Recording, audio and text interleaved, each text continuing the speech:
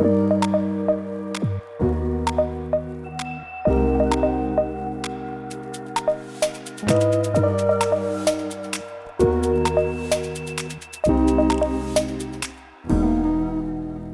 to Peoples and Things, a podcast about human life with technology.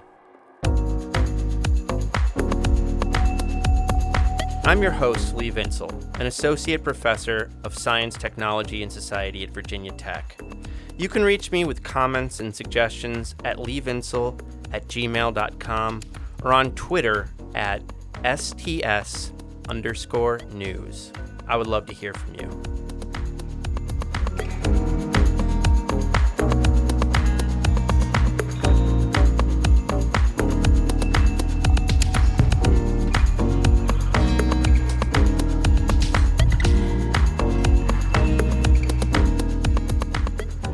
Well, everybody, I've got bad news. A few weeks ago, I lost my job and was replaced with artificial intelligence software. The AI was better than me at reading historical documents and social science articles and creatively synthesizing them into compelling, even humorous arguments. I think what my colleagues liked even more is that when the university would make up some dumb new rule or hired some new vice provost in nonsensical BS, the AI will not eat up time in a faculty meeting to say, "This is idiotic," which is what I usually do, frankly. So my colleagues find the AI more personable and likable than me, and that's hardly surprising. And finally, and I think this is what really sealed the deal for the university, the AI is a better teacher. It gives better lectures and more creative assignments, and it is a fairer grader. And more important, when a student is struggling in class, the AI can look them right in the eye in that caring way that says, "I see you there. Don't you worry. We're in this together. You're going to make it. I'm going to help you. Just watch. Just watch." Now, you know that nothing I said to this point is true.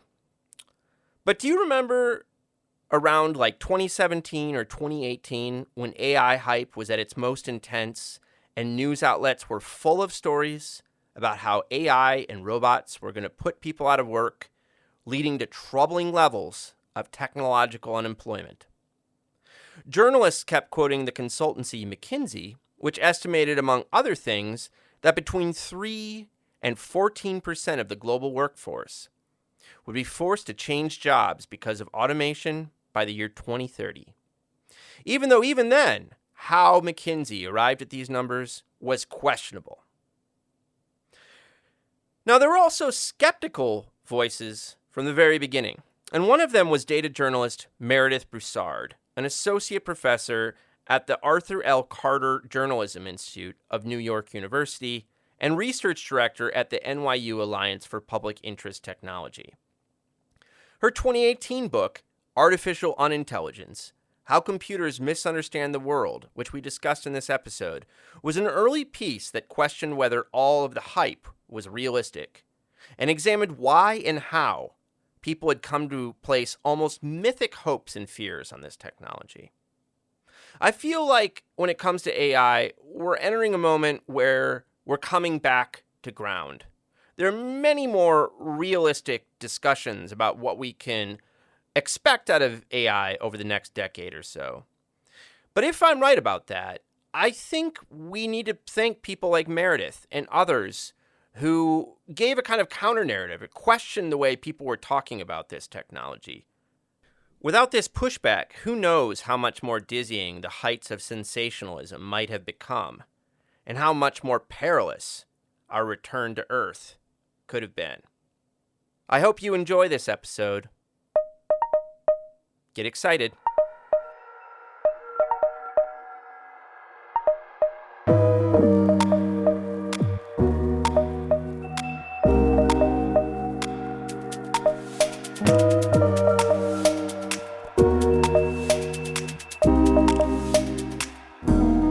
Meredith, thanks so much for taking the time to talk to me today. Lee, it is really exciting to be here. Thanks a lot. Artificial Unintelligence is a fascinating book that really covers a lot of ground when it comes to AI in our lives. So, when you talk to strangers about your book, how do you explain it to them and what you were trying to do with it? The way I explain the book is that it is about understanding the inner workings and outer limits of technology. And I started writing it because I would go to cocktail parties and people would say, "Oh, what do you do?" And I would say, "Oh, I build artificial intelligence for investigative reporting." And people would kind of look at me and say, "Well, you mean you build robot reporters?" I would say, "No, that sounds awesome, but that is not what I do." And they'd say, "Well, you mean you make like a machine that spits out story ideas?" I would say, "No, that sounds awesome. That's not really what I do, though." And so I realized that there was a real need to talk about what AI is and isn't, Hmm. because our visions of what AI is are very much colored by Hollywood. Right? Hollywood is our default. When people think about AI and the future, they think about the Terminator, or they think about HAL 5000, or they think about Her, or they think about all of these awesome sci-fi things, which are really, really fun, but are totally imaginary. And so what's real about AI is that AI is just math. It's really complicated and beautiful math, but it's just math. And it can only do the things that math can do, which is a really amazing variety of stuff right now. But we don't expect math to do absolutely everything for us, and therefore we should not expect AI to do everything for us. Right on. Can you give a concrete example of how you've used AI in your journalism work, just so listeners understand, you know, a real example of how AI can be used for such work? So there are a lot of misconceptions around AI in journalism. One of the ways that we talk about AI is that people say, "Oh, AI is going to transform every industry," and people really like talking about how AI is transforming journalism. And truly, there are some very cool AI projects happening in journalism, but the reality of AI is far more mundane than anybody realizes. And it's also extremely expensive and Hmm. time consuming. And for journalism, it's it's really useful sometimes, and at other times it's totally overkill and doesn't actually tell us the things we need to know. Hmm. So one of the things that I built that I read about in the book is a system that I named Bailiwick, which was a system to help investigative reporters to quickly and efficiently uncover new story ideas in campaign finance data. Huh. So campaign finance data is unbelievably complicated. And at first, I thought that I was going to use AI to help to detect campaign finance fraud. Like I had all of these grand ideas about, okay, I'm going to like make this transformative system. And then I got into it and I realized that there really isn't such a thing as campaign finance fraud anymore, because there has been so much change in campaign finance laws, and especially in the wake of Citizens United, that it's legal to do just about anything in the campaign finance world, Hmm. which is its own kind of problem and is not actually a problem that you solve with AI or with data science, but it's a problem you solve with policy. Right on. And so what did you find the tool that you ended up making? Was it, like what could you do with it? Were there more mundane things that you could use the program to pull out? Oh yeah, it worked. It was great. And I used it to find a bunch of stories, and other people used it to find stories. Uh, and it was I mean, it was a successful project. Hmm. One of the things that it was not, though, is it was not popular, Huh. right? So one of the things I read about in the book is the difference between popular and good. And so Hmm. on the internet, the currency is what is popular. And the way that social media systems and the kind of preference systems and recommendation engines that we have, the way these things are built is they preference what is popular and they use that as a proxy for what is good. Right. Right So there's on. a Yep. whole lot of stuff out there that's good, but not popular. And there's also stuff that's popular, but not good. Like racism is very popular, but not good. Hmm. Right. So this brings us to one of the essential problems of recommendation engines and of social media, automated newsfeed selection algorithms and what have you, is that these systems cannot curate in the same way that the human brain can curate, and they can only pick popular. They can't pick good. Hmm. And if we are going to use algorithms to, say, govern speech, then we have to think about what is good, not just, you know, empirically, but what is morally good, what is good for society. And the algorithms are just not very good at that. Hmm. And when you say that your program wasn't popular, do you mean it just didn't get picked up, or the stories that kind of came out of it just didn't, get retweeted? How was it not popular? Uh God, I feel like you're asking me to explain why I was a nerd in high school. We're going to get to that, actually. I do want to hear about how you were a nerd in high school. Okay, let me just state for the record, I was a nerd in high school. I am still a nerd now. It's all good. So what do I mean by it was not popular? It did not turn into the next amazing revolution in campaign finance reporting. Yeah. I had enough energy and enough money to build it and Hmm. to tell a few people about it, but I did not have enough money or energy to promote the heck out of it. Yeah. And unless you have enough money and enough energy to run a publicity campaign along with the software system, like it just doesn't Yeah. it doesn't register. I hear you. I mean, your point about costs around AI is a really important one, I think, because obviously the journalism world and what's happened with the internet has really been torn apart in the last 20 to 30 years, in a lot of ways financially. And there's constant struggles for money. So if anything, it's an industry that's undergoing austerity. And now you bring in these kind of high tech objects which are in fact quite expensive to get the job done. It just seems like, there's a real tension there. There really is. And people imagine that using technology is going to make things faster, cheaper, better.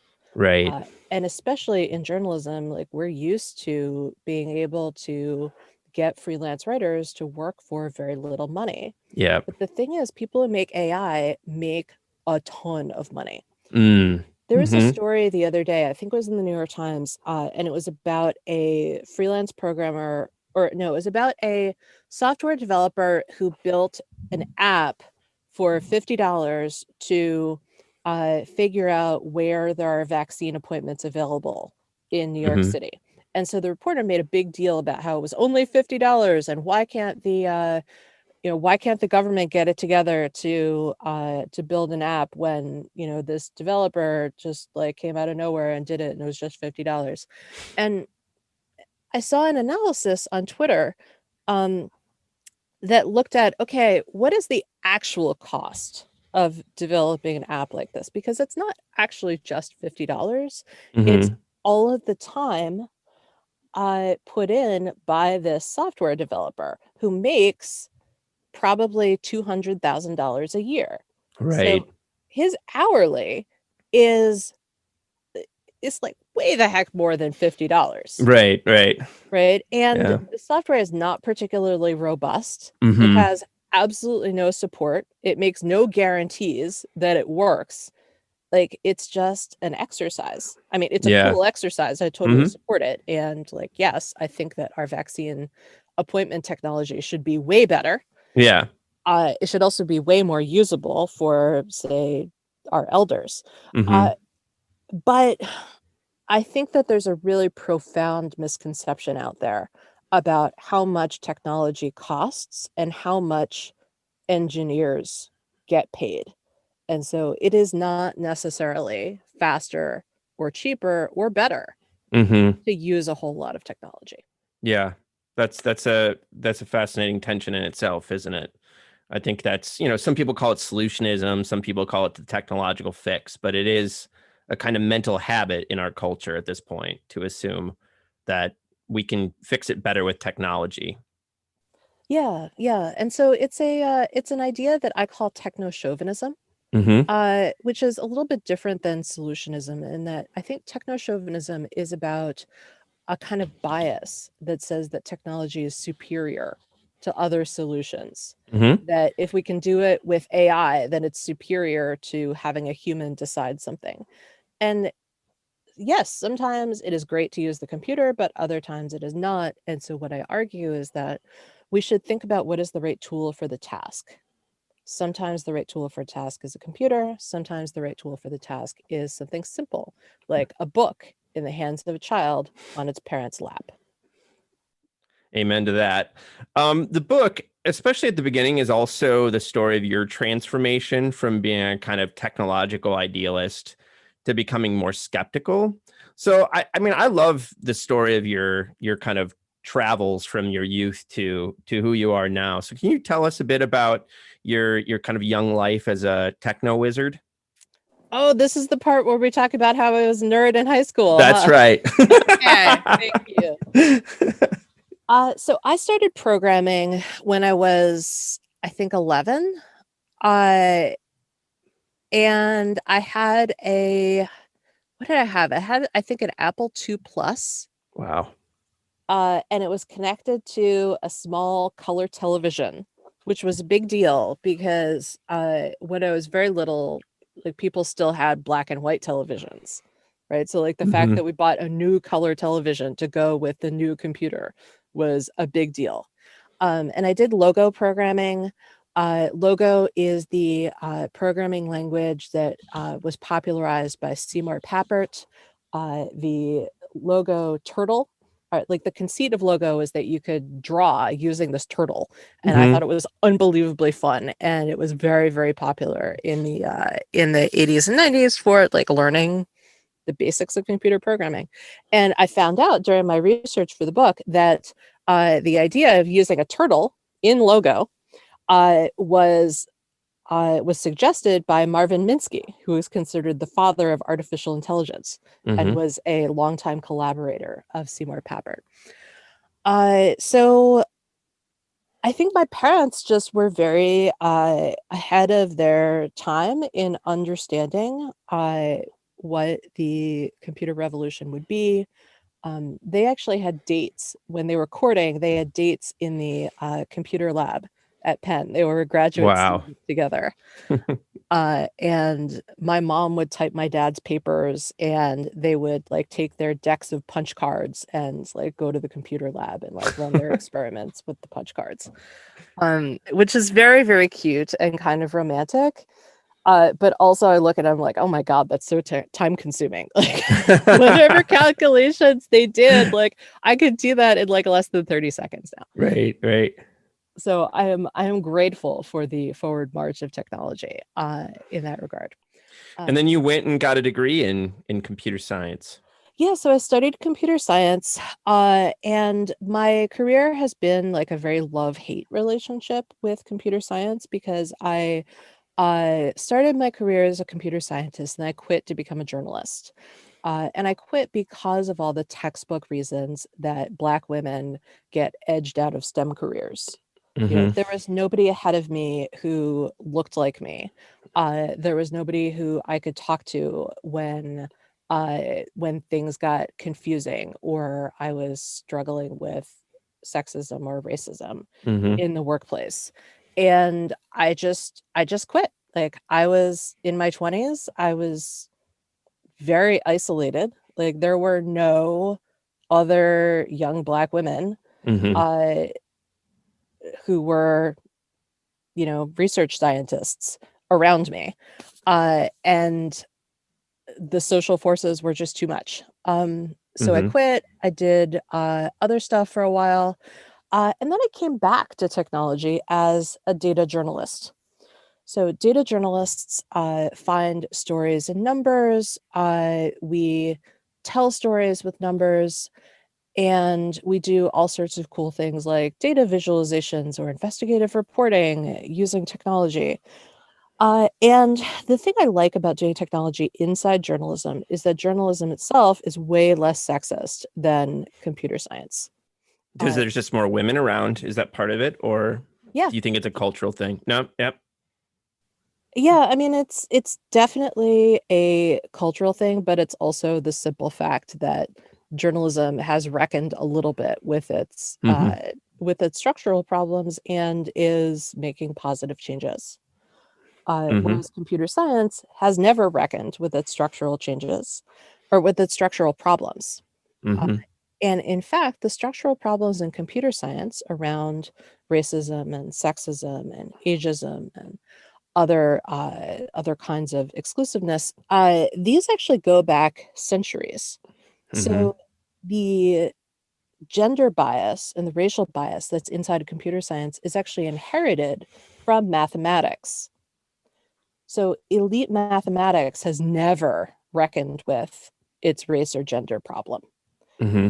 And in part, this is the origin of technochauvinism, because there's this idea in math that uh, as long as you can do the math, then it doesn't matter what, like nothing else matters, Mm-hmm. right? This is the attitude inside elite uh, pure mathematics. And that's one of the wonderful things about mathematics. Like you can let your flag fly in math, and like if you can do the math, then you are totally accepted.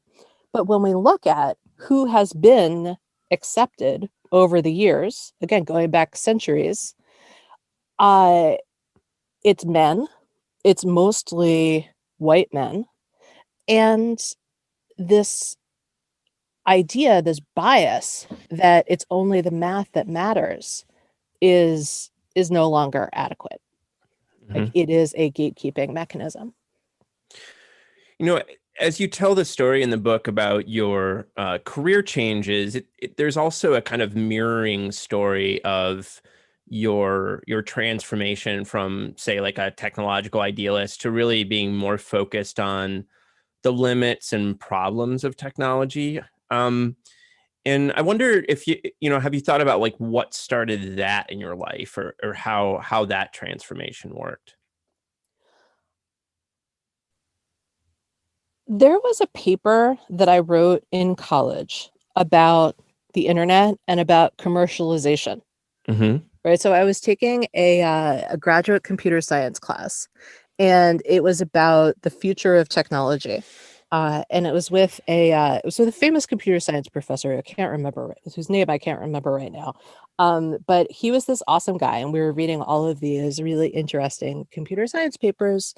And this was in the mid '90s. And so the final assignment for this class was to write a paper about the future of the internet, where you had to argue for what you thought the future of the internet was going to be.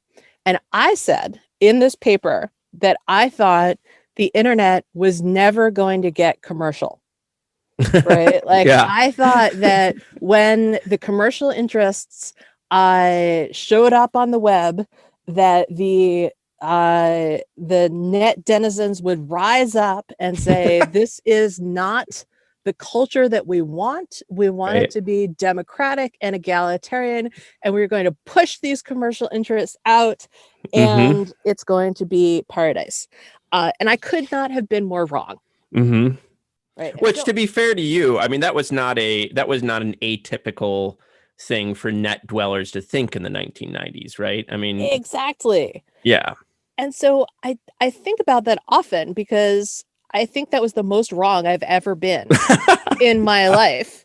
And like I was working with the best available information, Mm-hmm. right? So Yeah.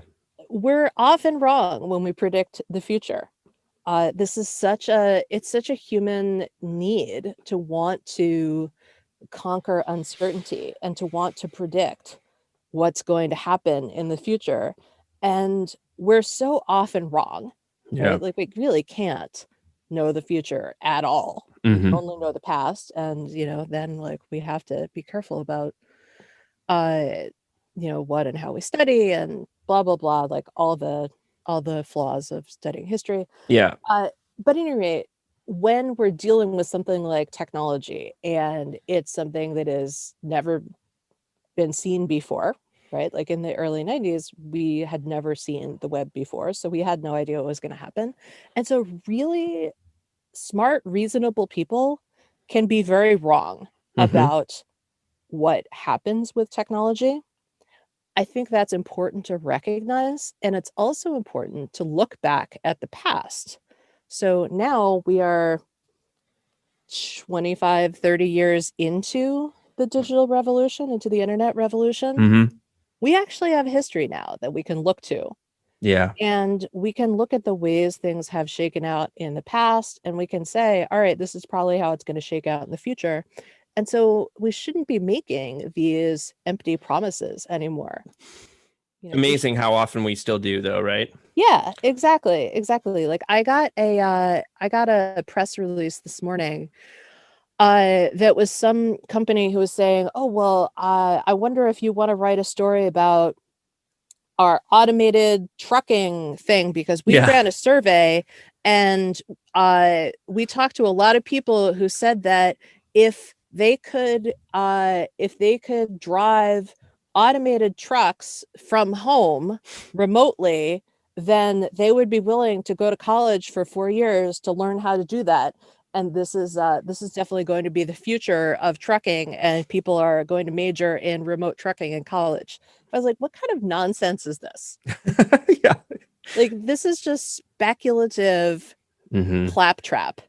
And it was certainly not worth anybody's reporting time. Like, it is just Yeah.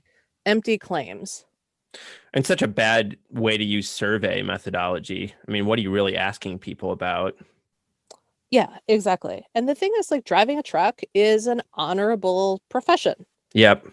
And I don't I don't understand at all why people are so excited about the idea of driverless cars or driverless trucks, Yeah. uh, because it's just so profoundly unsafe. I mean, this was the conversation that we met over, wasn't it? Was a Yeah. conversation about driverless cars, and I'm extremely, extremely skeptical Yeah. about Well, that. I was going to ask you about that later, but let's just go there. So, I mean, if there's any recent technology that's been as hyped as much as AI, and I usually put AI in quotation marks because just of how people talk about it today, but if there's anything that's as hyped as AI, it's self-driving cars. And we have, characters like Elon Musk predicting that they're going to like start coming out in real numbers like next year. But I think of you as really like an early skeptic of the self-driving car hype moment. So, tell us a little bit about your experiences with this technology, including your own kind of travels in a self-driving car. Well, I am an early skeptic of self-driving car technology because I was almost killed by a self-driving car in the early 2000s. And so I have been tracking since then, like how often people are saying, oh, yeah, it's definitely next year. Oh, it's definitely Yeah. next year. Oh, we're going to have full autonomy by 2020.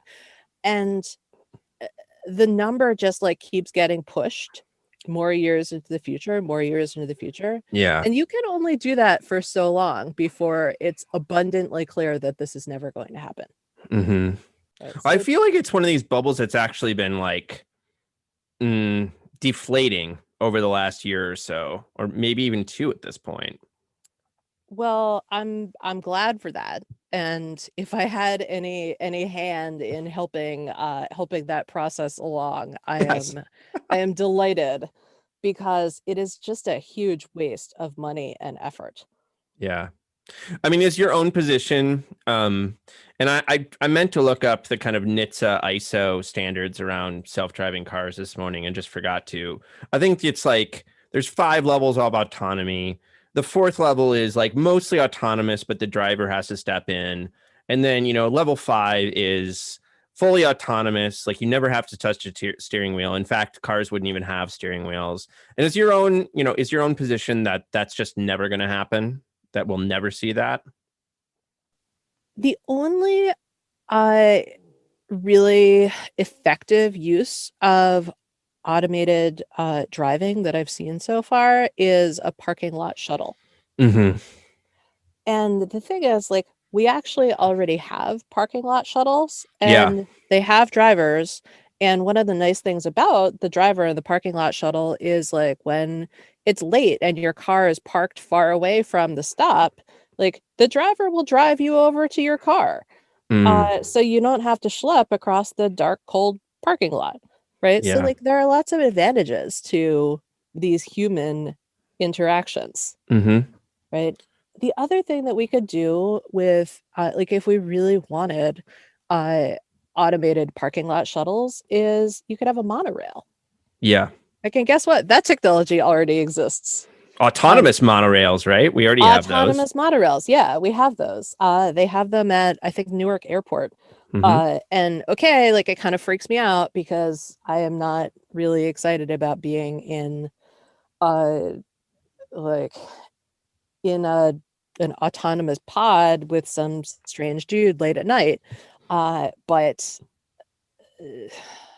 it exists and it Mm-hmm. hasn't fallen apart yet. So Yeah. I was talking to a kid recently about Disney World and about the monorail at Disney World. Because I'm a lifelong fan of the monorail at Disney World. I think it's Mm-hmm. super cool, and I thought it was super cool as a kid, and I still think it's really fun, honestly. And so I was telling this kid about the monorail and how the monorail used to be the technology of the future. Mm-hmm. Like, people used to build monorails and say, "Oh, in the future, everything is going to be on a monorail." And at the Philadelphia Zoo, they had a monorail too for many, Yeah. many years. And it was so exciting to ride this. Seattle. Yeah. Yeah, ride the elevated train around the zoo and see the animals. And it was awesome. But that was really as much as the monorail ever did. Like, it Mm-hmm. was good for zoos, it's good for transporting people at the airport, but that's it. And so we don't need billions in development for the equivalent of parking lot shuttle. We already have that.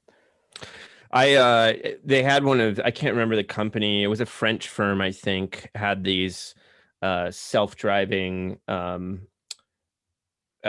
small buses. They're exactly what you're talking about, these like small shuttles. And I took a ride on one here at Virginia Tech out at our VTTI, the Virginia Tech Transportation Institute. And it was as buggy as you'd say it was. It was fairly new at that point, but it stopped several times because God knows what, like wind blew through grass or something, or there was a rabbit off the side of the road, and it would just like randomly stop. And then, I think it was about a year ago, they actually totally stopped tests of this particular shuttle in the US because one slammed on the brakes and people got injured, as you'd Mhm. expect to happen. So, Yeah. yeah. Yeah, humans are just better at navigating unknown, uncertain, and unexpected situations. Mm-hmm. The computers are really good at patterns, at things that are already known. But when you're driving, there are all kinds of things that are unknown. One of the things I read about in the book is the time that I was driving down the road in Vermont and there was a moose in the middle of the street. Mm-hmm. I thought, oh my God, there's a moose. The thing was huge, for one thing. And I had been chatting with my friend and I wasn't really paying attention to what was happening on the road. And then all of a sudden there's this moose and I had to slam on the brakes. And so this was an example of an unexpected situation that I had never planned for, but Mm-hmm. I incorporated it into my mental model of things that can happen while driving. And I am prepared for the unexpected. And in Mm-hmm. fact, after almost running into a moose, I am even more prepared for the unexpected to happen while driving. Uh, and computers can't do this, Mm-hmm. right? Computers cannot update their mental models. I mean, first of all, computers don't have mental models, Right. but computers cannot update their models for things that are totally outside of their previous Mm-hmm. experience slash inputs. Only humans are really, really good at that. Do you remember the first time you started being skeptical about our current moment of AI hype? Was there a moment that you got skeptical, or was it really kind of knowing how artificial intelligence actually works and just being kind of like in those cocktail party situations where, the kind of, I don't know, the discourse was like getting unrealistic from where things were at? I have participated in plenty of unrealistic discourse. I am an enthusiastic watcher of sci-fi. I am an enthusiastic participant in conversations about what if the Yeah. world worked like this. Hmm. Like if you want to talk about the logistics of a robot takeover and like how you would deal with the robot takeover or the zombie apocalypse, like I Have am you to there. my party, huh? Yes. Yes, I'm happy to participate in those things. But when we are actually planning and we're actually making policy and we're actually Yeah. uh just writing for the public or being realistic about what's truly going to happen, what is Mm. likely to happen, then no, it is extremely unlikely that there's going to be a zombie apocalypse. And it's really important to distinguish between fantasy and reality. Yeah. And so, I mean, AI hype starts taking off. I don't know. I mean, the big moment might be 2017 to 2018, like right when your book's coming out. Like, Google research rebrands itself as Google AI. AI really comes into the fore. Their second machine age book comes out like a year or two before that, maybe. Were you just kind of watching this all happen and being like, this is just so far from where we're at? What was your experience of that moment? So I think you're right about the peak being in 2017. My book came out in 2018. Sophia Noble's book, Algorithms of Oppression, came out shortly before that. And then a few months later, Ruha Benjamin's book, Race After Technology, came out. And so by 2019, we were really firmly into uh, what some people call the techlash. Mm-hmm. I prefer to think of it as uh, a more realistic and nuanced discussion around what AI can and can't do, Mm-hmm. and a new awareness of the very human problems of bias and inequality that are embedded in AI systems. Mm-hmm. I think we should also give a lot of credit to the Markup, Julia Angwin's news organization, Hmm. which is really leading the charge in new ways of investigating algorithmic inequality.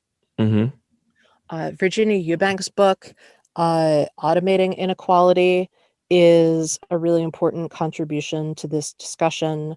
Zeynep Tufekci's book, Twitter and Tear Gas, Charlton McElwain's book, Black Software, uh, Sasha Costanza Schock's book, Design Justice.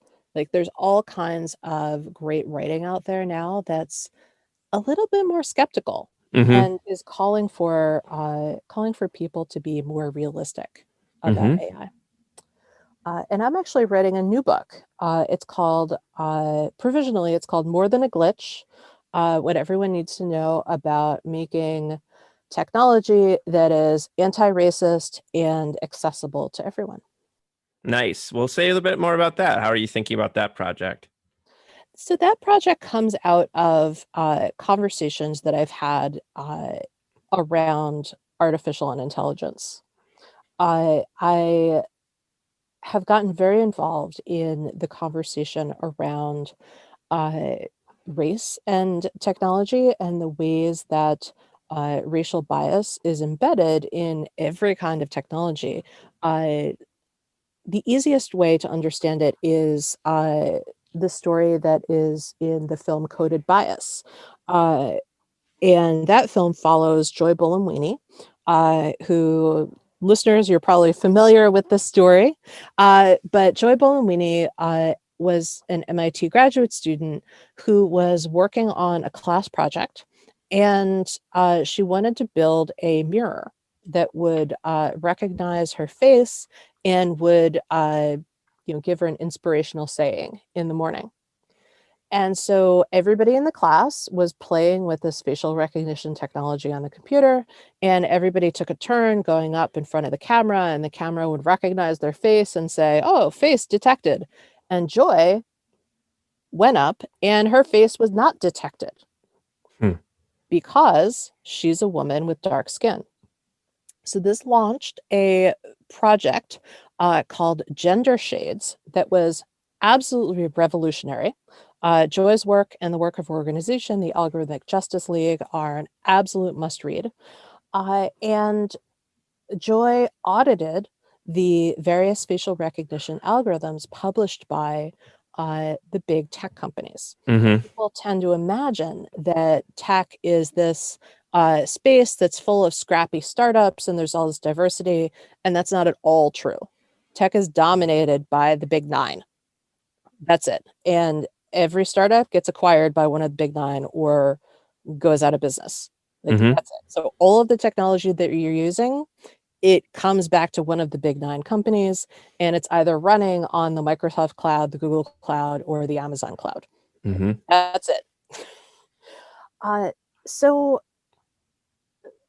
this is a very important conversation. The conversation about how facial recognition technology is better at recognizing men than recognizing women. It's better at recognizing people with light skin than people with dark skin. It totally excludes trans and non-binary folks. And it's not just a conversation about facial recognition, right? The problem is not limited to facial recognition technology. Right. It's in every other kind of technology as well.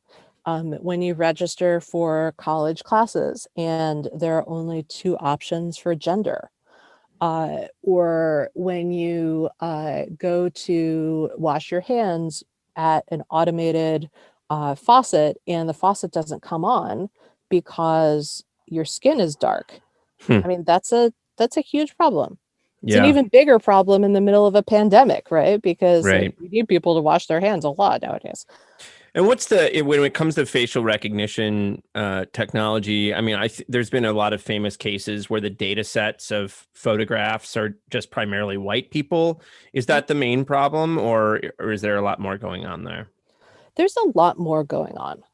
So the easiest fix when you look at a facial recognition program and you say, oh, the data that was used to train the system has primarily white faces or primarily white male faces. Okay, well, we'll just fix this by putting in faces of different pigments. Right. We'll put in more women, we'll put in non-binary folks, we'll put in trans folks, we'll put in people with darker skin. Like we'll fix it. That's not enough.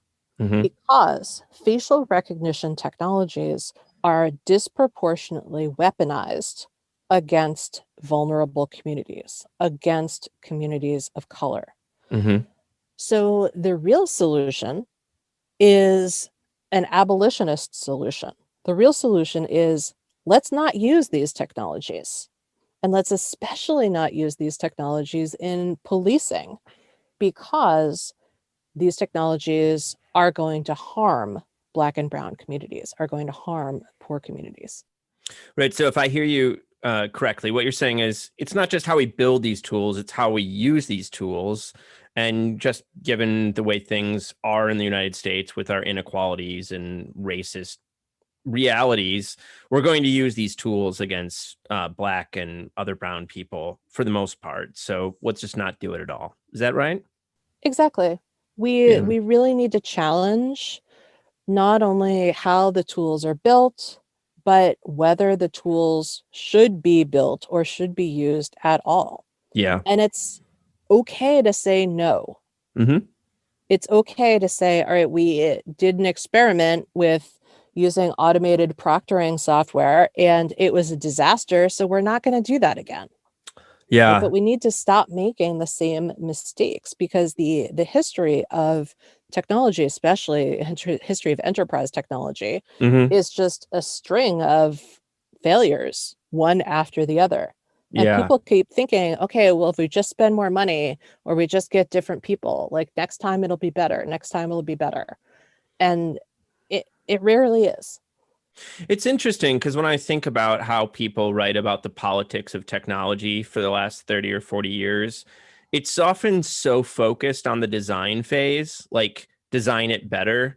But I think and I'm sure, that we can think of other examples, people calling attention to this too. We have to think as much about the context of use, right? Like the politics of use. Yeah. And also what happens after the technology is out there for a really long time. Yeah. Right. So you accumulate an enormous amount of technical debt over the years. And your program will work well at first, and then you'll launch it, and then you'll find some bugs, and then you'll do another iteration, you'll do another iteration.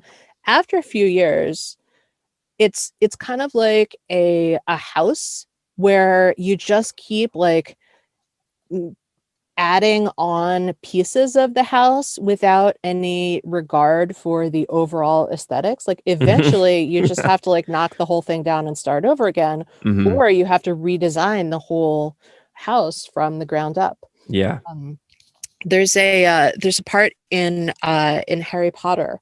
Oh wait, am I allowed to talk about Harry Potter You can talk nowadays? about Harry Potter. Yeah. Okay, well, it's the Weasley's house in Harry Potter.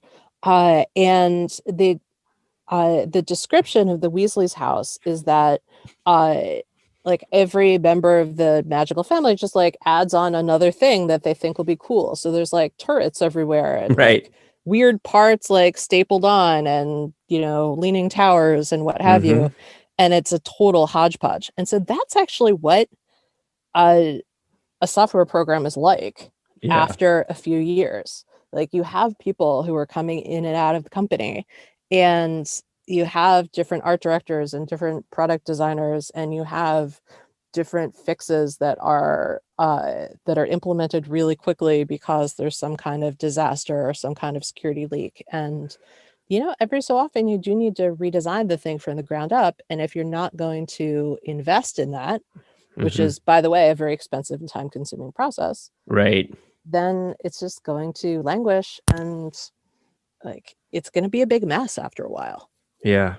Which is exactly like every other process in the world. Right. Every other technology in the world, right? Like roads or whatever. Yeah. Yeah.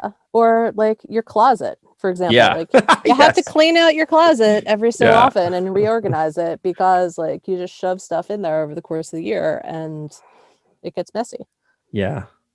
I thought it might be helpful to give listeners like a really concrete example of kind of AI hype and where things go sideways in it. And I was thinking, like a high watermark and maybe a cause of the partial cause of the chatter around AI was when the computer program AlphaGo beat a number of Go masters in the game.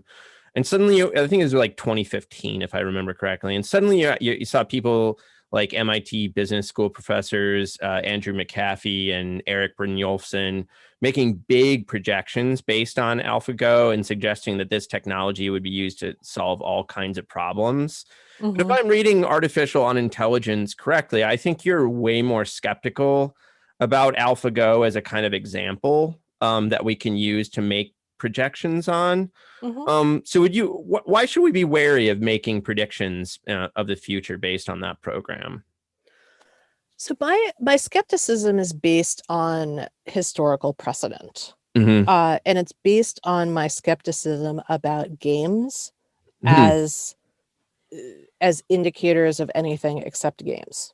Yeah, good point. Right? So Yeah. back in the early days of artificial intelligence, back in 1956, when there was a meeting at the Dartmouth Math Department and the field of artificial intelligence was made incarnate by Marvin Minsky and John McCarthy and some others, they were hammering out what this new field was going to be, and they decided that a mark of intelligence in a computer was going to be if the computer could play chess and if the computer could beat a human at chess.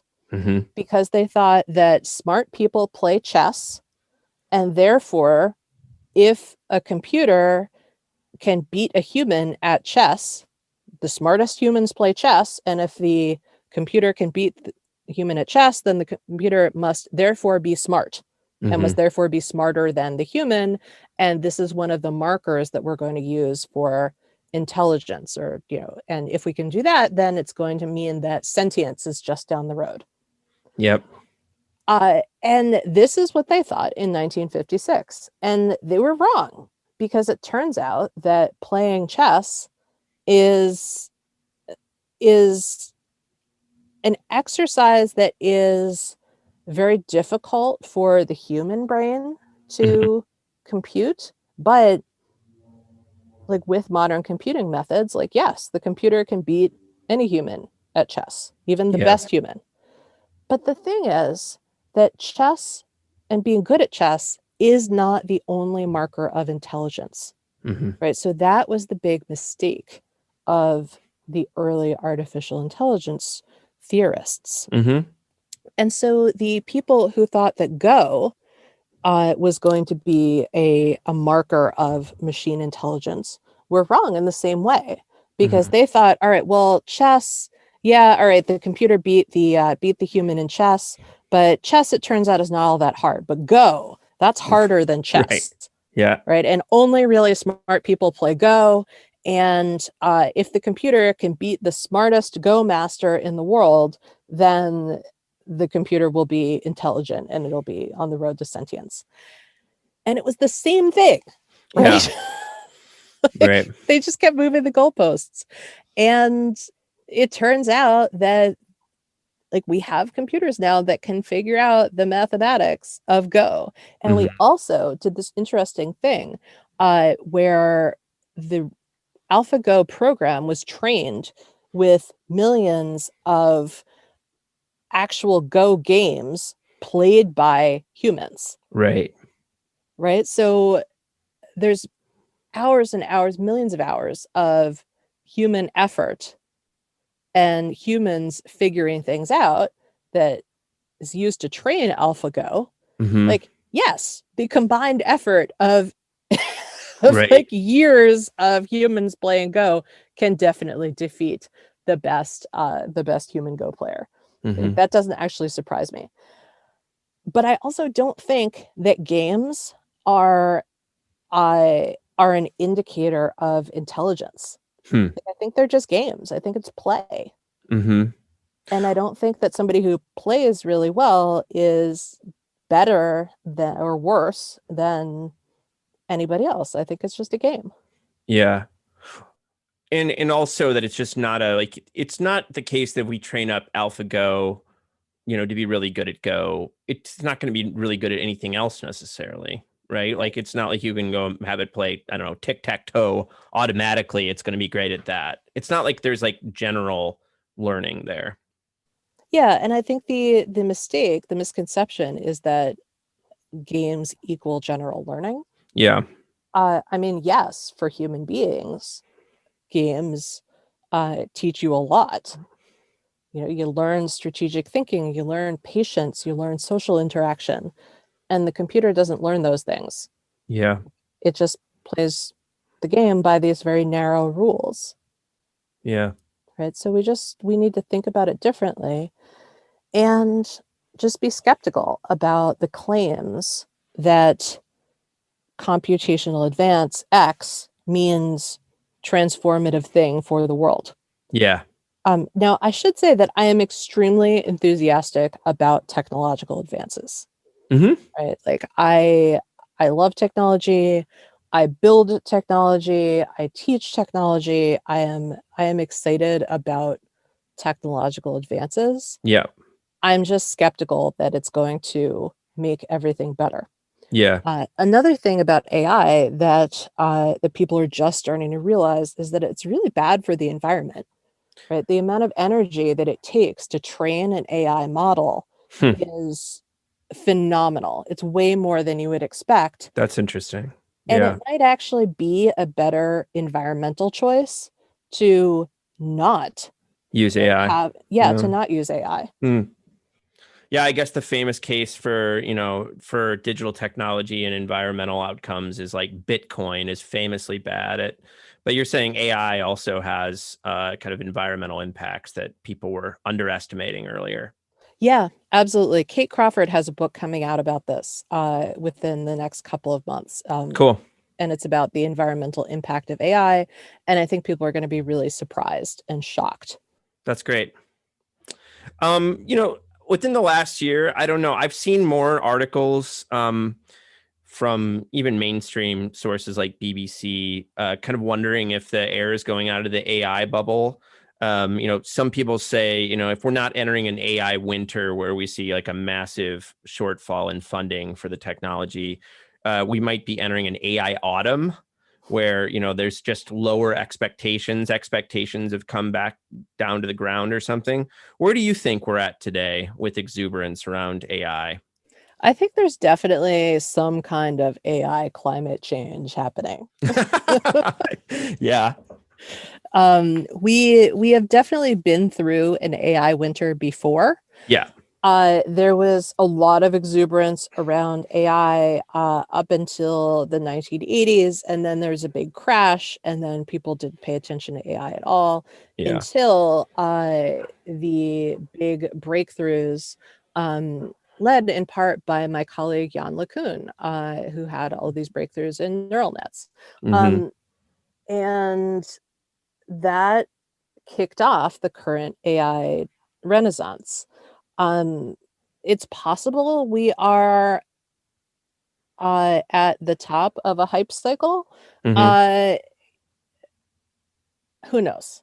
Yeah. I mean, I've just Well, it spent all goes this back. time talking about Yeah. How bad we to are at prediction. speculate. Yeah. So yeah, I'm not sure. Like it could go either way. Right on. I'm ready for it, no matter what happens. Meredith, I always enjoy talking to you.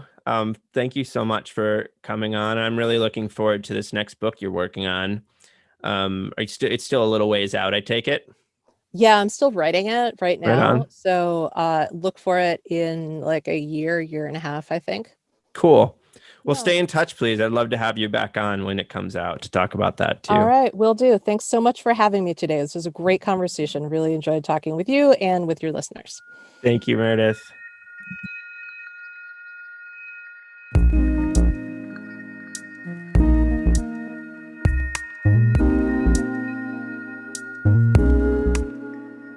I hope you enjoyed this episode of our podcast. Peoples and things, like most things in this world, depends on the work of many people. I want to thank my brother Jake Vinsel for writing the music for the show. I want to thank my buddy Juliana Castro for designing the logos for the podcast. You can check out her work at julianacastro.co. Peoples and Things is a production of Virginia Tech Publishing and the University Libraries at Virginia Tech. Production activities are supported by the Athenaeum, a space in the library that acts as a hub for digital humanities teaching, learning, and creation. Joe Fort is the Athenaeum coordinator and digital humanities specialist at VT Libraries, and he serves as producer and sound engineer for the podcast. For information about other podcasts from Virginia Tech Publishing, visit publishing.vt.edu. I also want to thank you for listening. Thanks.